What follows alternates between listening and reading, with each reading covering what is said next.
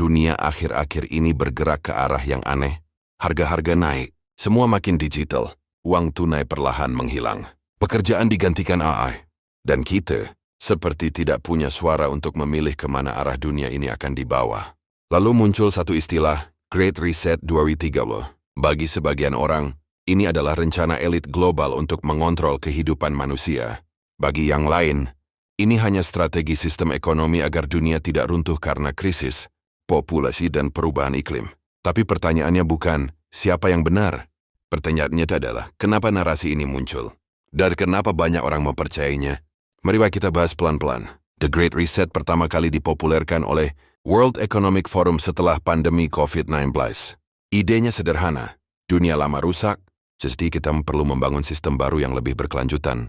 Kedengarannya bagus kan? Tapi disitulah masalahnya. Karena saat perubahan besar dipaksakan dari atas, sementara masyarakat di bawah justru makin tertekan, maka yang muncul bukan harapan, tapi kecurigaan. Orang mulai bertanya-tanya, kenapa semua harus terdigitalisasi? Kenapa kepemilikan pribadi mulai digeser jadi sistem sewa? Kenapa manusia makin tergantung pada teknologi? Dan dari situ muncullah ketakutan tentang tahun 2030. Katanya, kita tidak akan memiliki apa-apa. Semua dikontrol sistem, privasi hilang. Manusia hanya jadi bagian dari mesin besar. Apakah ini benar? Jawaban paling jujurnya adalah, kita tidak tahu pasti. Yang kita tahu hanyalah satu hal. Dunia sedang berubah drastis. Mau tidak mau atau suka tidak suka. Bukan karena konspirasi semata. Tapi karena populasi sudah terlalu besar. Sistem ekonomi tidak stabil. Bumi makin rusak. Teknologi berkembang terlalu cepat. Manusia ada di ambang transisi besar, sama seperti saat revolusi industri dulu. Dan setiap revolusi selalu melahirkan dua hal, orang yang beradaptasi dan orang yang tergilas. Jadi mungkin pertanyaan terbaik bukan lagi, apakah Great Reset itu konspirasi? Baik, kita mau ada di posisi apa saat dunia di-reset?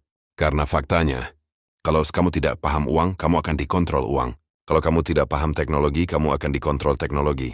Kalau kamu tidak kenal dirimu sendiri, kamu akan dikontrol sistem apapun.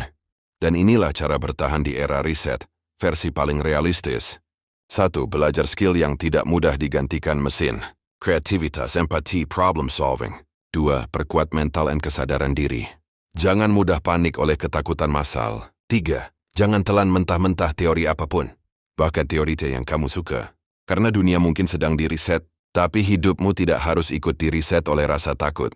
Yang menentukan masa depan, bukan 2030, bukan elit global, bukan konspirasi, tapi kesiapan dirimu sendiri hari ini. Kalau kamu ingin lanjut ke bagian kedua, yang membahas bagaimana bertahan di dunia cashless, AI, dan CBDC. Mari like, komen, dan subscribe. Terima kasih.